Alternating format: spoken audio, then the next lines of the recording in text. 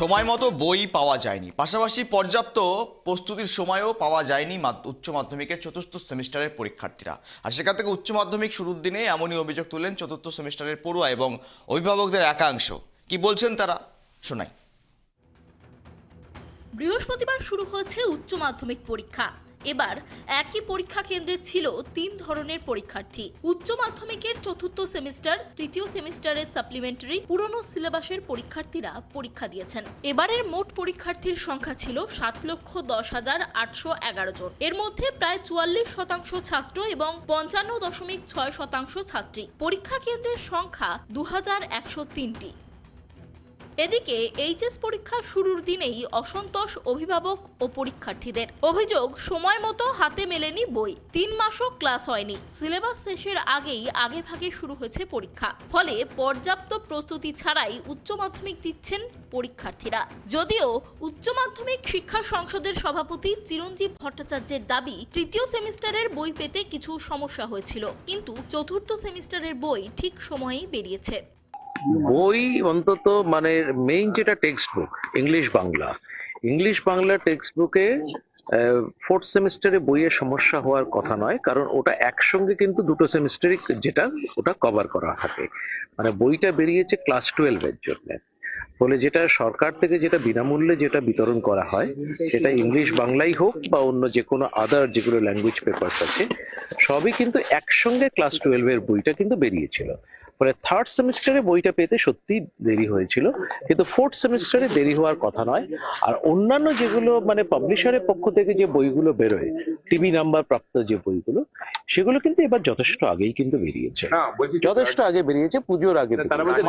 আমাদের কিন্তু প্রথমত আমাদের ইউটিউব ভিডিওতে আমাদের 400-র উপর ইউটিউব ভিডিও আপলোড করা আছে ডিফারেন্ট সাবজেক্টসে। ফলে স্টুডেন্টরা এখন প্রত্যেকের কাছে স্মার্টফোন আছে, তারা যদি সেই ভিডিওগুলো দেখে, তাহলে সেখান থেকে অনেক কিন্তু তারা যেগুলো শিক্ষণীয় বিষয় সেগুলো কিন্তু তারা জানতে পারবে। যে ইউটিউব ভিডিওগুলো করা হয়েছে সমস্ত আমাদের যারা রেপুটেড যারা এক্সপার্ট রয়েছেন, যারা টিচার, তাদেরকে দিয়েই আমরা সমস্ত ইউটিউব ভিডিওগুলো করেছি। এবার তো প্রথমবার, সেক্ষেত্রে হয়তো এই বইয়ের সমস্যাটা থেকেছে। আগামী ক্ষেত্রে কি সমস্যাটা মিটবে? আগামীবারে তো থাকার প্রশ্নই উঠছে না। ফার্স্ট ব্যাচটার ক্ষেত্রে কিছু কিছু ক্ষেত্রে একটু সমস্যা হয়, অড সেমিস্টারে সমস্যা একটু বেশি হয়েছিল, সেটা ফার্স্ট সেমিস্টারেই হোক বা থার্ড সেমিস্টারে হোক। কিন্তু ইভেন সেমিস্টারে কিন্তু সমস্যা হওয়ার কথা নয় এবং হয়ও নি। তার কারণ হচ্ছে যে সরকারি বইগুলো, মেইনলি যেটা টেক্সচুয়াল বই, যেগুলো মানে ফার্স্ট ল্যাঙ্গুয়েজ এবং সেকেন্ড ল্যাঙ্গুয়েজের বই, সেগুলো কিন্তু ওটা ইয়ারলি বেরোয়। মানে ইয়ারলি মানে ক্লাস 11-এর জন্য একটা বই, 12-এর জন্য একটা বই। ফলে সেই 11-এর এবং 12-এর বইটা প্রথমবার পেতে শুরুতে কিন্তু একটু দেরি হয়েছে অড সেমিস্টারে, সেটা ফার্স্ট সেমিস্টার হোক কি থার্ড সেমিস্টার। এবারে যে ফার্স্ট সেমিস্টার চলছে, এখন যেটা কারেন্ট, যেটা মানে এখন যেটা সেকেন্ড সেমিস্টার চলছে, মানে যেটা হচ্ছে বেসিক্যালি 25-26 একাডেমিক ইয়ারে যারা ক্লাস 11, তাদের ক্ষেত্রে কিন্তু কোনো সমস্যা হয়নি।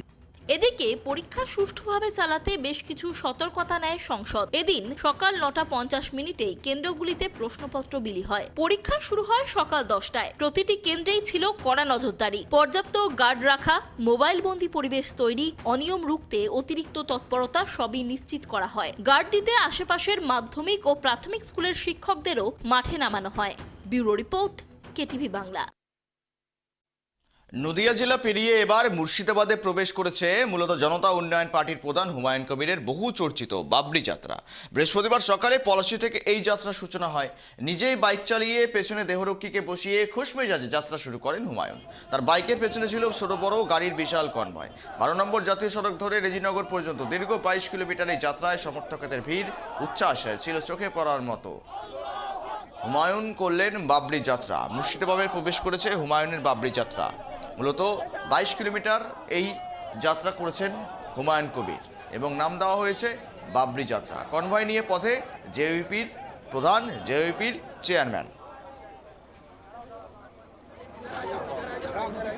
আমি আপনাদের সাথে প্রেস শেষ করে আবার রওনা দেবো বেলডাঙ্গা থানা। হাঁটবেন নাকি গাড়িতে যাবেন? আয়ে তো হাঁটবেই, আমার বয়স হয়েছে, আমাকে আরও সুস্থ থাকতে হবে। টেক্সটাইল মোড়ে যাব, আমরা হেঁটে যাব, কোনো মাইক রাখবো না, কিছু রাখবো না, ডায়াস রাখবো না, বক্তৃতা হবে না। যত লোক নিয়ে আমি নিজে বহরমপুরে পৌঁছিয়ে টেক্সটাইল মোড়ে থাকবো, আপনারা থেকেন। টেক্সটাইল মোড় থেকে পুরো ওই 100 মিটার হেঁটে পুরো এসপি অফিসটার চারিদিকে ঘিরে নেব, একবারে 2 ঘন্টা 12টা থেকে 2টো ঘিরে বসে থাকবো। কত বড় বাহাদুর অফিসার একটু পরীক্ষা করি, দেখে নি, অনেক তো দেখেছি। আবার বাধা দিবে, লাঠিচার্জ করবে, আমি তার পাল্টা কি করব সেটা তো সময় দেখতে পাবেন, কোনো অসুবিধা নেই। বাধা অতিক্রম করার জন্য আমরা প্রস্তুত থাকবো। হাট দিলেই উঠে আসছে পেয়েছে প্রধানমন্ত্রীর গ্রাম সড়ক যোজনায় দুর্নীতির অভিযোগ। তৈরি হচ্ছিল ঝকঝকে পিচের রাস্তা। দীর্ঘ প্রতীক্ষার পর প্রধানমন্ত্রীর গ্রামীণ সড়ক যোজনার সংস্কারের কাজ শুরু হওয়ায় খুশি হয়েছিলেন সাধারণ মানুষ, কিন্তু সেই আনন্দ স্থায়ী হলো না দুদিনও। রাস্তায় কি দেখা গেল? দেখা গিয়েছে তৈরি হয়েছে মূলত একযোগে বলা যেতে পারে টানলে পরে উঠে আসছে পিচের আস্তরণ। পূর্ব মেদিনীপুরের তমলুকের ছবি। তমলুকের এই ঘটনা ঘিরে ছড়িয়েছে তীব্র চাঞ্চল্য। সোশ্যাল মিডিয়াতে ভাইরাল হয়েছে আবার সেই নিম্নমানের কাজের ভিডিও। শেষমেশ প্রশাসনের হস্তক্ষেপ, বন্ধ হয়েছে কাজ। দেখুন। দীর্ঘদিন বেহাল থাকার পর অবশেষে সংস্কার শুরু হয়েছিল পূর্ব মেদিনীপুরের তমলুক ব্লকের নিকাশি বাজার থেকে রাধামণি বাজার পর্যন্ত রাস্তার কাজ। পদমপুর 1 নম্বর গ্রাম পঞ্চায়েত থেকে হীরাপুর পর্যন্ত জেলা পরিষদের তত্ত্বাবধানে একটি ঠিকাদারি সংস্থা এই কাজ করছিল। শেষ পর্যায়ে পিচ ঢালাইয়ের কাজ শুরু হতেই দেখা যায় বিপত্তি। স্থানীয়দের অভিযোগ, অত্যন্ত নিম্নমানের সামগ্রী ব্যবহার করা হয়েছে। রাস্তার পিচ এতটাই আলগা যে হাত দিয়েই টান দিলে উঠে আসছে বড় বড় চাঙড়। এটা মিরিকপুর নিকাশি বাজার, আচ্ছা, এটা 10 কিলোমিটার রাস্তা। হীরাপুর ঠেকছে, এই রাস্তার কাজ এই 2 একে আরম্ভ হচ্ছে, আর এই 2 একের মধ্যে এই পিচের এই দুর্দশা। তাহলে রাস্তাটা কখন কি হবে, কি কাজ হচ্ছে? মানে কি হচ্ছে, মানে হাত দিয়ে তোলা যাচ্ছে? হ্যাঁ, হাতেই উঠে যাচ্ছে রাস্তার কাজ। এই পিচটা নতুন করে গেছে।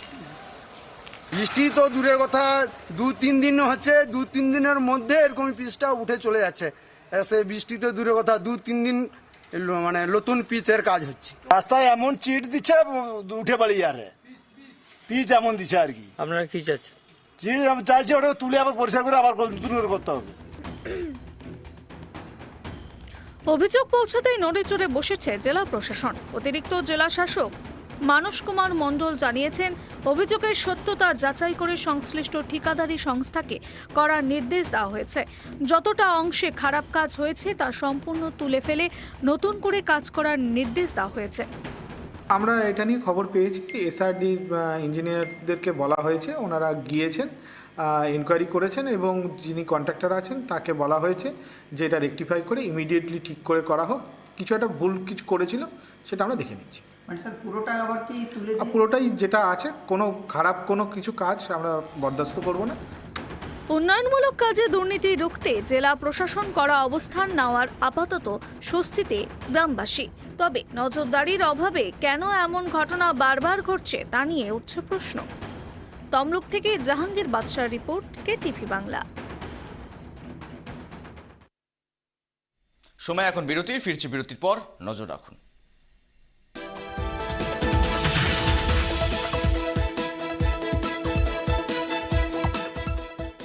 রাজ্য থেকে দেশ, সব খবরই তুলে ধরবো আমরা। খবরের ভেতরের খবরটা আসলে কি, দেব তার ইঙ্গিত।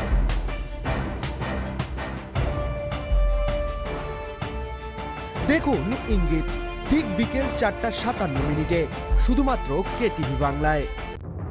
আসছে বিধানসভা নির্বাচন। প্রশ্ন একটাই, আপনার এলাকার উন্নয়ন কতদূর?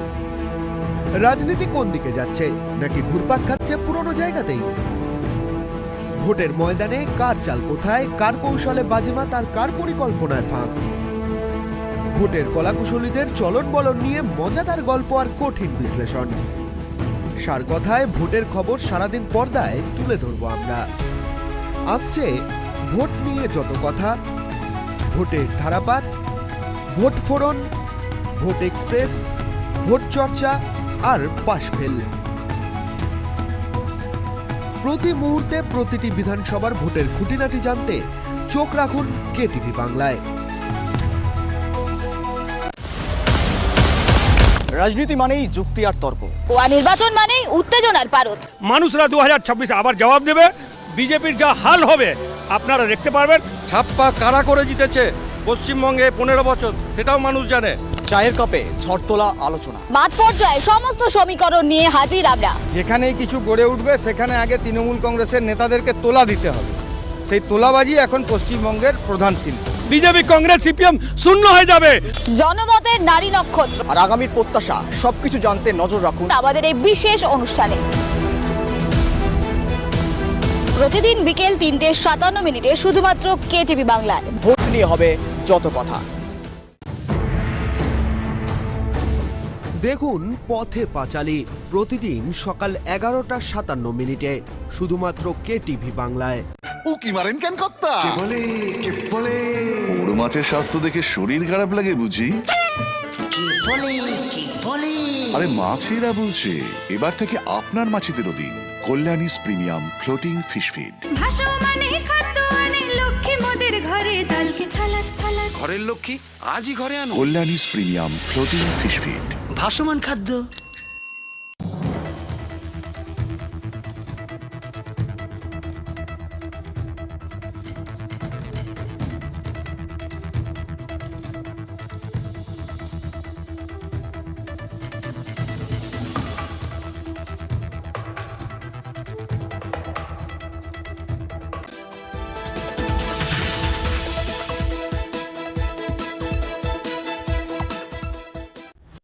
রাজ্যে ভোটের নির্ঘণ্ট ঘোষণা হতে আর কিছুদিন মাত্র বাকি, আর তার কিছুদিন আগেই ভোটের তালিকা সংশোধনের কাজ চলেছে ফুল কদমে, অর্থাৎ জোর কদমে চলছে। সেই কাজ কতদূর এগিয়েছে, প্রক্রিয়া স্বচ্ছভাবে হচ্ছে কিনা তা তদারকি করতে এবার বাংলা নির্বাচন কমিশনের 2 স্পেশাল রোল অবজারভার তারা এবার আসলেন এবং সেখান থেকেই 2 জনকে নিয়োগ করা হলো। দেখুন, 26-এর বিধানসভা নির্বাচনকে সামনে রেখে প্রস্তুতি তুঙ্গে রাজ্যে। ভোটার তালিকা নির্ভুল রাখতে এবার বিশেষ তৎপরতা জাতীয় নির্বাচন কমিশনের। সেই লক্ষ্যে বৃহস্পতিবার শহরে পা রাখলেন কমিশনের 2 হাই প্রোফাইল প্রতিনিধি। দিল্লি থেকে আসা 2 আইএসএফ অফিসার আর প্রসন্ন ও নীরজ কুমার বনসদ মূলত খতিয়ে দেখবেন রাজ্যের ভোটার তালিকার হাল হাকিকাত। বিধানসভা নির্বাচনের দামামা বাজার আগেই ভোটার তালিকায় কোনো ফাঁকফোকর রাখতে চাইছে না কমিশন। বিমানবন্দর থেকে তারা সরাসরি পৌঁছে যান কমিশনের নির্ধারিত গন্তব্যে। রাজ্য নির্বাচন কমিশনের আধিকারিকদের সঙ্গে দফায় দফায় বৈঠক করবেন বলেও জানা গিয়েছে। নির্বাচন কমিশন সূত্রের খবর, 2 অবজারভারের প্রধান কাজগুলি হলো ভোটার তালিকায় নাম তোলা, বাদ দেওয়ার কাজ খতিয়ে দেখা, ভোটার তালিকা সংশোধনের প্রক্রিয়া স্বচ্ছভাবে হচ্ছে কিনা তা তদারকি করা, মৃত বা স্থানান্তরিত ভোটারদের নাম তালিকা থেকে বাদ দেওয়া, নতুন ভোটারদের অন্তর্ভুক্তির ক্ষেত্রেও কোনো অনিয়ম হচ্ছে কিনা তা খতিয়ে দেখা। ইতিমধ্যেই রাজ্যে ভোটার তালিকা সংশোধনের কাজ শুরু হয়েছে। রাজনৈতিক দলগুলোর নানা অভিযোগ ও দাবির প্রেক্ষাপটে এই স্পেশাল রোল অবজারভারদের সফর অত্যন্তই তাৎপর্যপূর্ণ বলেই মনে করছে বিশেষজ্ঞ মহল। এখন দেখার বিষয় তাদের এই নিবিড় পর্যবেক্ষণ আগামী নির্বাচনে কতটা স্বচ্ছতা আনতে পারে। সল্টলেক থেকে পলাশ নস্করের রিপোর্ট, কেটিভি বাংলা। রাজ্যে সেচের ক্ষেত্রে বড়সড় মৌ স্বাক্ষরিত হতে চলেছে আগামী সপ্তাহে। জার্মান সংস্থার সঙ্গে স্বাক্ষরিত হবে মৌ নদী বন্ধন প্রকল্পের আওতায়। এই মূলত ইচ্ছামতি থেকে জলঙ্গি মাস্টার প্ল্যান। জলসম্পদ ভবনে এক সাংবাদিক বৈঠকে রাজ্যের সেচমন্ত্রী মানস ভূঁইয়া একথা সাফ জানালেন। দেখুন, পলি জমে জলঙ্গি ও ইছামতি অববাহিকায় প্লাবনের সমস্যা দূর করতে বড়সড় উদ্যোগ রাজ্য সরকারের। 2025 সালের নদী বন্ধন প্রকল্পকে কার্যকর করতে জার্মান সংস্থার সঙ্গে আগামী সপ্তাহেই মৌ স্বাক্ষরিত হতে চলেছে রাজ্যের। এই ইছামতি জলঙ্গি মাস্টার প্ল্যান বাবদ ইতিমধ্যেই 200 কোটি টাকার বাজেট বরাদ্দ হয়েছে। জলসম্পদ ভবনে এক সাংবাদিক বৈঠকে এই কথা জানালেন রাজ্যের সেচমন্ত্রী মানস ভূঁইয়া। মন্ত্রী জানান, 2 নদীর অববাহিকায় প্রচুর পলি জমে থাকায় নদীর দুকুল ভেসে যাচ্ছে, হচ্ছে পরিবেশগত সমস্যাও। যেটা হয় ইছামতির জল নিষ্কাশন যেভাবে বাধাপ্রাপ্ত হয় এবং জলঙ্গির ক্ষেত্রেও একই সমস্যা। এই জলঙ্গি নদী এবং ইছামতি নদীর যে টোটাল সারাউন্ডিং বেসিনটা, সেটাকে আমরা সহজভাবে প্রবাহিত করার এবং মানুষের কাজে জলকে ব্যবহার করার, বন্যাকে নিয়ন্ত্রণ করার টোটাল এফেক্টে এই প্রজেক্টটির কাজ হবে এবং এই কাজে জার্মান সংস্থা তাদের সঙ্গে আমাদের মেমোরেন্ডাম অফ আন্ডারস্ট্যান্ডিং স্বাক্ষরিত হবে আগামী সপ্তাহে। With German GIJ will be signed next week. আমরা ঈশ্বরের আশীর্বাদে আপনাদের শুভেচ্ছায় এটা যদি সাকসেসফুলি এগোতে পারি, মমতা বন্দ্যোপাধ্যায় মুখ্যমন্ত্রীর নেতৃত্বে, this will be the magnificent project. Kolkata পুরো এলাকাতেও বিশেষ জনস্বার্থমূলক কাজের সঙ্গে জড়িত রয়েছে সেচ বিভাগ, জানালেন সেচ মন্ত্রী। কলকাতা জুড়ে 1300 কিলোমিটার এলাকা জুড়ে থাকা ড্রেনেজ ক্যানেল পরিষ্কারের কাজে নিযুক্ত অস্থায়ী কর্মীদের নিরাপত্তা বাড়ানোর কথাও জানিয়েছেন মানস ভূঁইয়া। এই যে ক্যানেলগুলো আমরা পরিষ্কার করি, এজেন্সির মাধ্যমে করতে হয়। এজেন্সিগুলি যে ভাই বোনেদের কাজে লাগায়, তারা যখন ওই জলে নামে, তারা নিজেদের জীবনকে বাজি রেখে পোকার কামড়, স্পাইডারের কামড়, স্নেক বাইট, দূষিত জল, চামড়ার erosion, contact dermatitis, chemical dermatitis ভীষণ শিকার হয়, অনেকের মৃত্যুও ঘটে।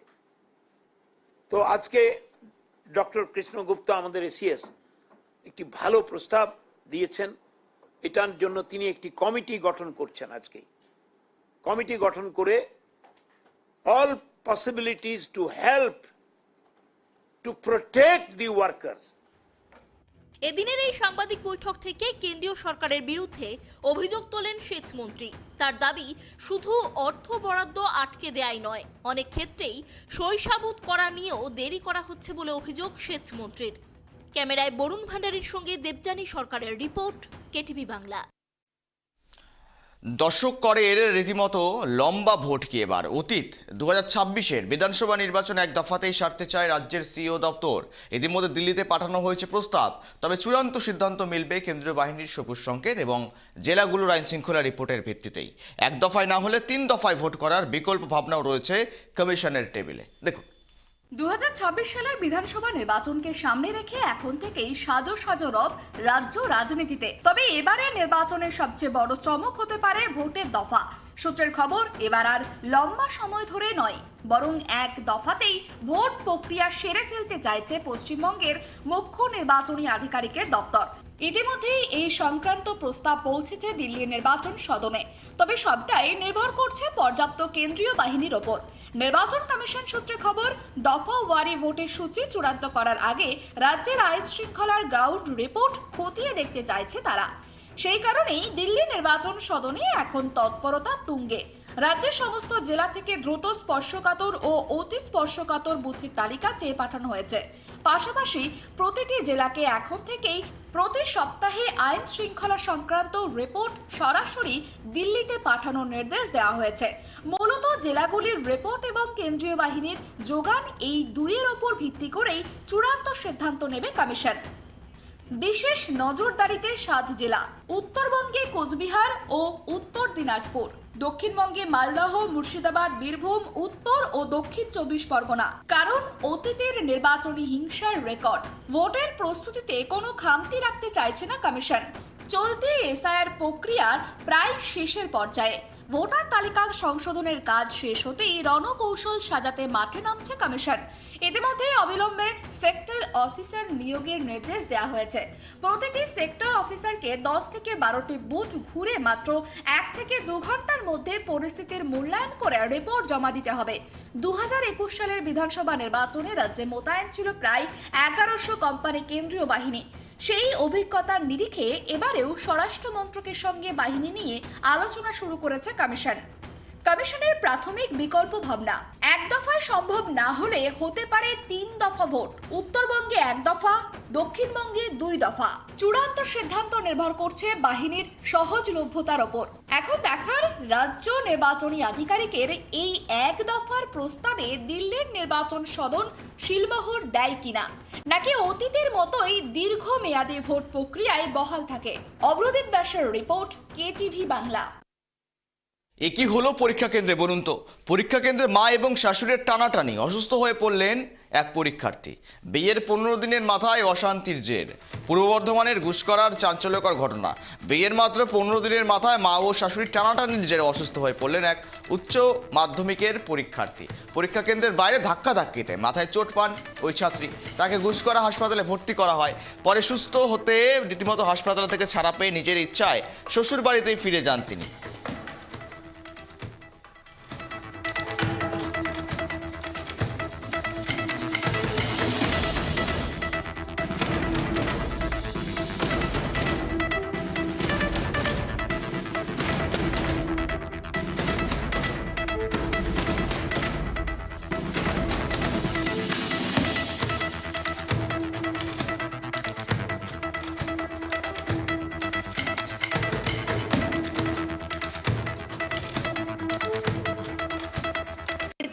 ধোকাবাজি করলো, ছেলেরা ধোকাবাজি করলো, সব বললো কি রাতে সকালে বিয়ে দিব, রাতে বিয়ে দিয়ে দিল, না মাকে না বাবাকে কাউকে জিজ্ঞেস করে না বিয়ে দিয়ে দিল। মেয়ে কি করে, মেয়ের তো দিমাগে চোট লেগে গেল, তো বুঝতে পারছে না কি হচ্ছে না আছে ওর সঙ্গে।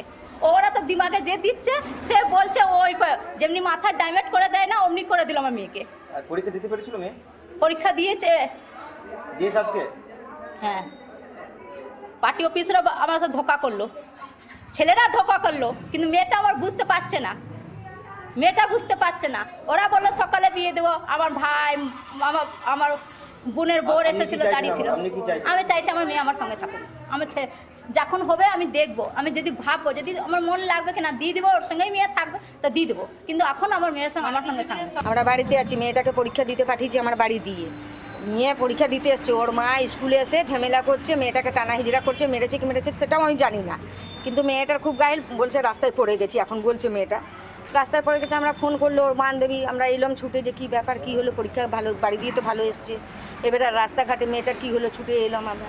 এসে আবার এখানে ওনার মা আমাকে যা তা বললো কথা উল্টো পুল্টো, আমি একটাও কথা বলিনি। তারপরে এখন বলছে যে তুমি জন্ম দিয়েছো, হ্যান দিয়েছো, তেন দিয়েছো।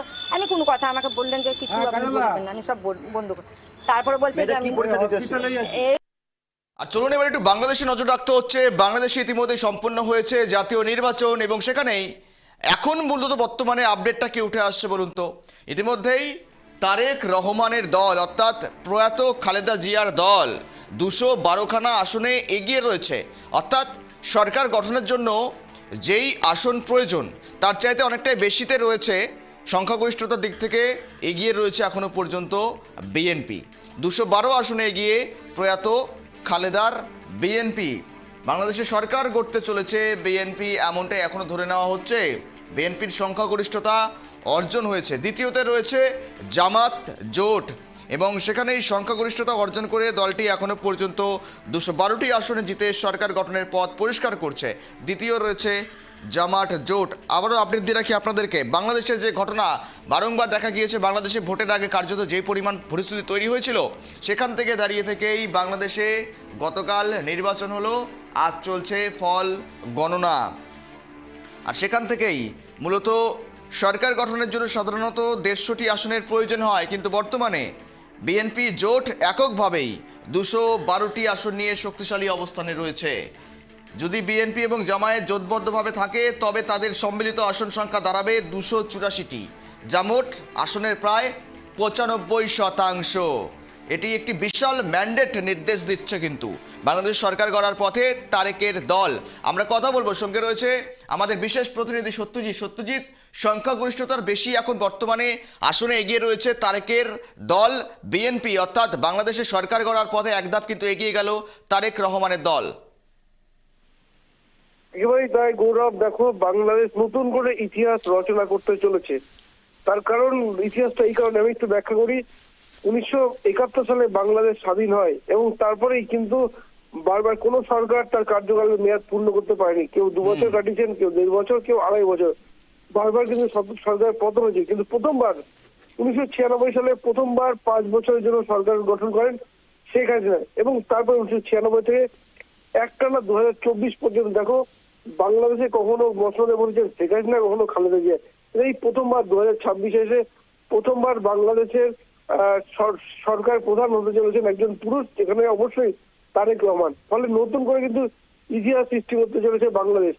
ফলে তার দিকে তো তাকিয়ে গোটা বিশ্ব এখন যে জেএনজি আন্দোলন শুরু হয়েছিল বাংলাদেশে, যার ফলে উত্তাল হয়েছিল গোটা বাংলাদেশ এবং পতন হয়েছিল শেখ হাসিনার মতো একজন শক্তিশালী প্রধানমন্ত্রী। এবং দেখো তারপরে একটা যে অস্থিরতা ছিল গোটা বাংলাদেশ জুড়ে, কি হবে ভবিষ্যৎ কি হবে। মানে এই ছাত্র আন্দোলন যারা করেছিল, বৈষম্য বিরোধী ছাত্র আন্দোলনের মাথা যারা ছিলেন, তাদের একটাই উদ্দেশ্য ছিল যে ক্ষমতা ধরে রাখা, ক্ষমতা দখল করা, এবং সেটা নতুন রাজনৈতিক দলও তৈরি করেছেন। কিন্তু সাধারণ মানুষ কিন্তু নিজের মতটা পোষণ করলো, যেখানে ভরসা রাখলো সেই বিএনপির উপর। তার কারণ আওয়ামী লীগকে নিষিদ্ধ করা হয়েছে, তারা নির্বাচনের ময়দানে নেই। ফলে বিএনপি যারা সরকারে এর আগে বিভিন্ন সময় সরকার চলছে বা বলা যাবে তাদের বেশ কিছু নির্দেশিকার উপর ভরসা রেখেছে। এবং আরেকটা গুরুত্বপূর্ণ তা হচ্ছে এই তারেক রহমান এবার বাংলাদেশে ফিরে যেটা প্রথম কাজটা করেছিলেন তা হচ্ছে মুক্তিযোদ্ধাদের সম্মান জানানো। অর্থাৎ একটা জিনিস বলা হয় যে এই যে বৈষম্য ছাত্র আন্দোলন বা জুলাই আন্দোলনের পর কোথাও যেন বাংলাদেশের স্বাধীনতাকেই অস্বীকার করা হচ্ছিল, ঠিক তারেক রহমান সেই জায়গাটাকেই কিন্তু বলা যায় ছোঁয়ার চেষ্টা করেন যে যারা মুক্তিযোদ্ধা তাদেরকে সম্মান জানো। যার ফলে কিন্তু আওয়ামী লীগের প্রধান শেখ হাসিনা এই মুহূর্তে দেশ ছাড়া, সেই আওয়ামী লীগের একটা যারা বাংলাদেশে রয়েছেন তাদের ভোটটা তারা কিন্তু কৌশল কাটে, এবং যার ফল কিন্তু আবার সামনে আসে যে বিএনপি সরকার করতে চলেছে। অর্থাৎ আগামী দিনে হয়তো আমরা নতুন বাংলাদেশে যে ইতিহাস তৈরি হতে চলেছে, যে প্রায় দীর্ঘ 1996 পর প্রথমবার। একদম সত্যজিৎ, যেই দেখো প্রহসনের রাজনীতি চলেছে, মূলত ইউনূস বসার পর থেকে মূলত যেই অশান্তি তৈরি হয়েছে বাংলাদেশ জুড়ে, মূলত সংখ্যালঘুদের উপর আক্রমণ, অত্যাচার, নির্যাতন ক্রমাগত খবর করেছি, আমরা দেখিয়েছি এবং গোটা দেশ দেখেছে, গোটা বিশ্ব দেখেছে। সেখান থেকে দাঁড়িয়ে থেকে তারেকের ওপর তো অনেক তাহলে ভরসা, অনেক তাহলে আশা থাকছে বাংলাদেশের জন্য। কেননা বাংলাদেশের যে ঋণের বোঝা হাঁসফাঁস করছে একে, পাশাপাশি আন্তর্জাতিকগত অবস্থান, ভারতের সঙ্গে ইদানিং খারাপ সম্পর্ক তৈরি করে ফেলা, বিভিন্ন ইস্যুগুলো রয়েছে। সেখান থেকে দাঁড়িয়ে তারেকের উপর কিন্তু বিশেষ করে ভরসা অনেকটাই রাখছেন বাংলাদেশের সাধারণ মানুষ। সত্যজিৎ, একেবারে গৌরব, দেখো ভরসা যেমন দেখেছেন সাধারণ মানুষ, ঠিক তেমন একটা চ্যালেঞ্জ আছে, কঠিন চ্যালেঞ্জও রয়েছে। তার কারণ চ্যালেঞ্জটা এই কারণেই, ইউনিট সরকার ক্ষমতায় বসার পর দেখো শেখ হাসিনা যেখানে ছিলেন 2008 পর থেকে 2008 থেকে 2024 পর্যন্ত ক্ষমতা ছিল, এই সময় সেখানে যেটা চেষ্টা করেছে তা হচ্ছে বাংলাদেশের নিজস্ব খাদ্যদ্রব্য ব্যবহার করা। অর্থাৎ বাংলাদেশের খাদ্য বরাবরই আমেরিকা থেকে ভুট্টা আমদানি করা হতো, কিন্তু সেখানে কিন্তু সেই জায়গাটা বন্ধ করার একটা প্রক্রিয়া নিয়েছিলেন যে বাংলাদেশের খাদ্যদ্রব্য দেশের তৈরি হোক, অর্থাৎ দেশে জিনিস ব্যবহার, এই একটা প্রক্রিয়া কিন্তু নিয়েছিলেন। এবং তারপরেই দেখো বাংলাদেশে কিন্তু আমেরিকার খাদ্যদ্রব্য আসতো না, কিন্তু ইউনিট ক্ষমতায় বসার পর তাকে মান্যতা দিয়েছেন। অর্থাৎ এই মুহূর্তে বাংলাদেশের বাজারে কিন্তু আমেরিকান ভুট্টা দাপিয়ে বেড়াচ্ছে। ফলে বুঝতেই পারছো বাংলাদেশকে কোথাও যে আমেরিকার কাঠের পুতুলে পরিণত করেছেন ইউনিট, এবং এটা একটা গেলে আমেরিকার। এবং পাশাপাশি আমরা দেখি যে সেন্ট মার্টিন দ্বীপ, সেখানেও আমেরিকার সেনা রয়েছে। ফলে বাংলাদেশে আমেরিকার সেনা কিন্তু ঘাঁটি গেড়ে গেছে। সত্যজিৎ, এই মুহূর্তে আপডেটটা আসছে শুধুমাত্র এগিয়ে নয়, ইতিমধ্যে স্ট্যাম্প পড়লো তারেক রহমানের ওপর, বিএনপির ওপর। 212 আসনে জয়ী হলেও বিএনপি, 212 আসনে জয়ী বিএনপি। আরো একবার জানিয়ে রাখি আপনাদের বড় আপডেট, বাংলাদেশের সরকার গড়ার পথে এক ধাপ নয়, কেননা ইতিমধ্যেই আসনে বসতে চলেছে বিএনপি, এবং এখান থেকেই প্রধানমন্ত্রীর আসনে এবার কে হবেন বা মুখ কে, সেটা এখন দেখার বিষয়। যদিও তারেক রহমানের উপরে ভরসা, এবং সেখান থেকেই 212 আসনে জয়ী তারেকের দল। সত্যজিৎ, একেবারে অত্যন্ত গুরুত্বপূর্ণ খবর একটা, যে বাংলাদেশের মানুষ যে নিস্তারটা পেতে চাইছিল এই জেএনজি আন্দোলনের হাত থেকে, ছাত্র আন্দোলনকারীদের হাত থেকে, মুক্তি কিন্তু ঘটে গেছে। এবার অত্যন্ত গুরুত্বপূর্ণ তুমি একটা কথা বললে যে যেভাবে বাংলাদেশে এই তারেকের এই জয়, তারেকের ফিরে আসে। দেখো প্রত্যাবর্তন আমরা দেখেছি, একসময় দেশ ছেড়েছিলেন, লুকিয়ে গিয়েছিলেন, কিন্তু যখন দেশে ফিরলেন লক্ষ লক্ষ মানুষ তাকে দেখার জন্য আবেগে কেউ কেঁদে ভাসাচ্ছেন। ফলে এই যে প্রত্যাবর্তন, সেই প্রত্যাবর্তনের ইতিহাস হয়ে থাকলো, এবং তারপরে প্রধানমন্ত্রী পদে বসা। ফলে আগামী দিনে বাংলাদেশ তাদের বিদেশ নীতি বা দেশের যে সমস্ত সমস্যাগুলো রয়েছে, ইউনিট গত কয়েক মাসে যা তৈরি করেছে, সেই জায়গা থেকে বের করে নতুন ভাবে তুলে ধরতে পারে কিনা, সেটাই হচ্ছে সবচেয়ে বড় চ্যালেঞ্জ। কারণ বৈদেশিক চাপ তো রয়েছে, সেন্ট মার্টিন দ্বীপে আমেরিকার সেনা রয়েছে, লালমনির হাট বন্ধ রয়েছে, চায়না ঘাঁটি গেড়েছে, এবং প্রতিবেশী আমাদের ভারত রয়েছে, যে ভারতের উপর বাংলাদেশ অনেকটাই নির্ভরশীল। ফলে চ্যালেঞ্জ কিন্তু তাদের সামনে অনেক রয়েছে। সেই চ্যালেঞ্জকে সরিয়ে রেখে কতটা বাংলাদেশকে নতুন ভাবে তৈরি করতে পারেন।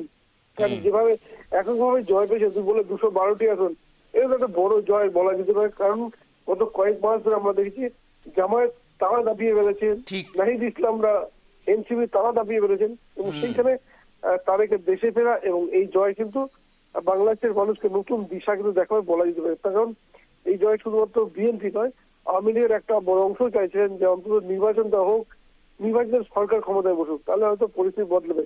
এখন নজর রাখতে হবে যে তারেক রহমান ক্ষমতায় বসে এই পরিস্থিতি কতটা বদলাতে পারে। গৌরব, বেশ, নজর রাখো। ধন্যবাদ সঙ্গে থাকার জন্য। বাংলাদেশের সরকার গড়তে চলেছে বিএনপি। তারেক রহমানের দল 212 আসনে জয়ী বিএনপি। মূলত গদিচ্যুত হলেন মোহাম্মদ ইউনূস, এমনটা বলাই যায়। 210 আসনে জয়ী প্রয়াত খালেদার বিএনপি।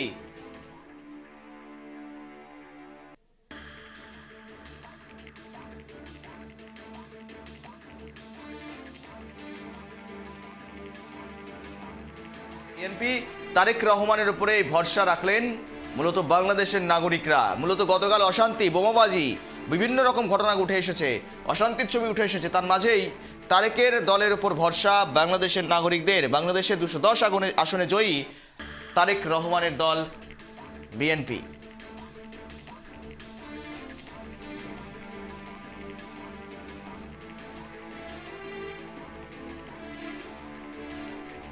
বাংলাদেশের সরকার গড়তে তৈরি ইতিমধ্যেই বিএনপি।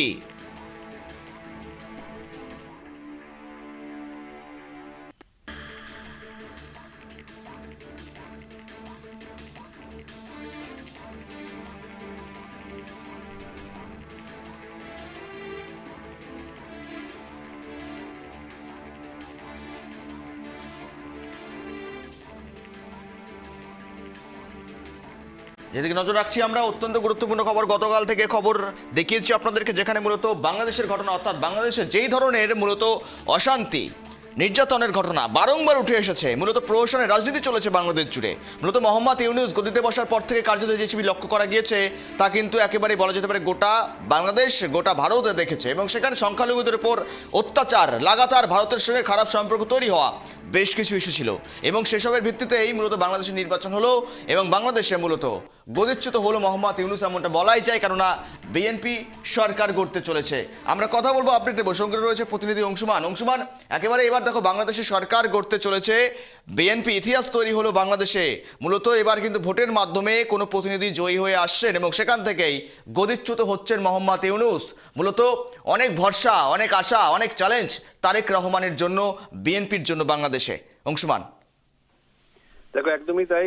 বহুদিন ধরে বাংলাদেশে যে অশান্তি চলছিল, অর্থাৎ গত জুলাই মাস থেকে, সেই অশান্তির পরে অন্তর্বর্তীকালীন দায়িত্ব নিয়েছিলেন মোহাম্মদ ইউনূস, এবং তারপরে বাংলাদেশে গণতন্ত্র প্রতিষ্ঠার লক্ষ্যে যে ভোট হলো, সেই ভোটে পর্যন্ত কিন্তু একদম পরিষ্কার যে একদম বাংলাদেশে সরকার করতে চলেছে বিএনপি।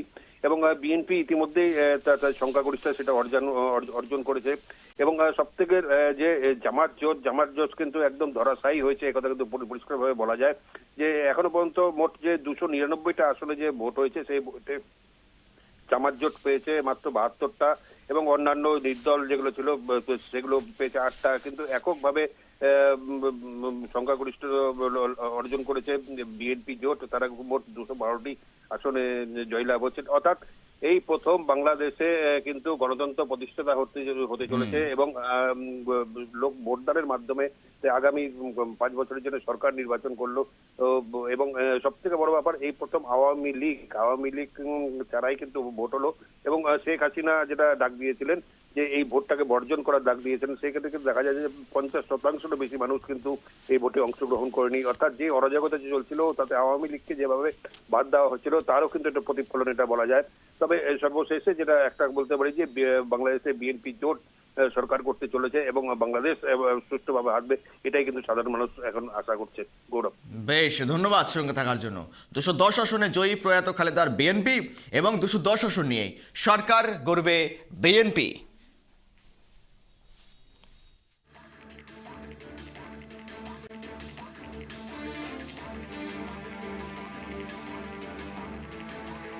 বিধানসভা ভোটের আগে জনসংযোগে নতুন করে মূলত কৌশল, ডিজিটাল এবং দুয়ারে প্রচারে জোর বঙ্গ বিজেপির।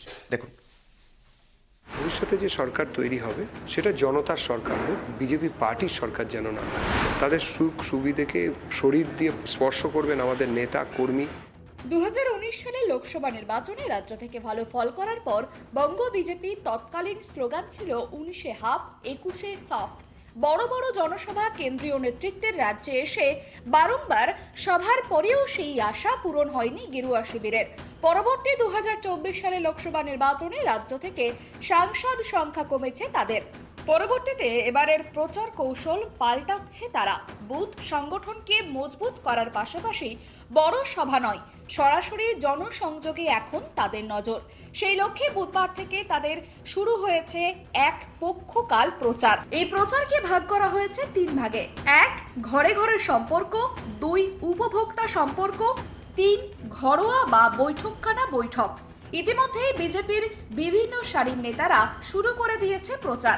মাঠে নেমে প্রচারের পাশাপাশি মোবাইল বার্তা ও মেসেজে নতুন মাত্রা যোগ করেছে। জনসম্পর্ক সম্পর্কিত মেসেজ আসতে শুরু করেছে রাজ্যের ভোটারদের ফোন থেকে। সেই সঙ্গে দলের সাধারণ সম্পাদক অমিতাভ চক্রবর্তীর একটি রেকর্ড করা ভয়েস বার্তাও ফোন করে মানুষের কাছে পৌঁছে দেওয়া হচ্ছে। নতুন এই প্রচার নিয়ে বিজেপি নেতৃত্ব যথেষ্ট আশাবাদী। পশ্চিমবঙ্গ ব্যাপী ভারতীয় জনতা পার্টির তরফ থেকে আসন্ন 2026-এর বিধানসভা নির্বাচন উপলক্ষে একটা মহা জনসম্পর্ক অভিযানের আয়োজন করা হয়েছে। আমরা প্রত্যেকের বাড়িতে যাব। আমরা চাই ভবিষ্যতে যে সরকার তৈরি হবে সেটা বিজেপির নেতৃত্বে তৈরি হলেও সেটা জনতার সরকার হোক, বিজেপি পার্টির সরকার যেন না হয়, জনগণের সরকার হবে, পশ্চিমবঙ্গবাসীর সরকার হবে। সেই জন্য সবার বাড়িতে যাওয়া, তাদের থেকে বিভিন্ন রকম পরামর্শ নেওয়া, তাদের সুখ সুবিধাকে শরীর দিয়ে স্পর্শ করবেন আমাদের নেতা কর্মী যারা রয়েছেন। প্রতিটি বুথে, প্রতিটি মণ্ডলে, সর্বত্র ওনারা পৌঁছবেন, আমরা পৌঁছবো। তৃণমূল কংগ্রেস অবশ্য বিজেপির প্রচারকে গুরুত্ব দিতে নারাজ। তাদের কথায় এর আগেও বিভিন্ন ধরনের প্রচার করেছে পদ্ম শিবির, কিন্তু ভোট বাক্সের সংখ্যাগরিষ্ঠ থেকেছে ঘাসফুলের সঙ্গেই। এবারও তার ব্যতিক্রম হবে না। তবে রাজনৈতিক মহলের আগ্রহ, আদতে বিজেপির এই নতুন প্রচার কি বুথ স্তরে তাদের সংগঠনকে মজবুত করতে পারবে? যদি পারে তাহলে কি আসন্ন নির্বাচনী লড়াই হবে শেয়ানে শেয়ানে? ক্যামেরায় দেবরাজ দত্তের সঙ্গে ত্রয়ন চক্রবর্তীর রিপোর্ট, কেটিভি বাংলা। সময় মতো বই পাওয়া যায়নি, পাশাপাশি পর্যাপ্ত প্রস্তুতির সময়ও পাওয়া যায়নি উচ্চ মাধ্যমিকের চতুর্থ সেমিস্টারের পরীক্ষার্থীরা। আর সেখান থেকে উচ্চ মাধ্যমিক শুরুর দিনে এমনই অভিযোগ তুললেন চতুর্থ সেমিস্টারের পড়ুয়া এবং অভিভাবকদের একাংশ। কি বলছেন তারা, শোনাই। বৃহস্পতিবার শুরু হয়েছে উচ্চ মাধ্যমিক পরীক্ষা।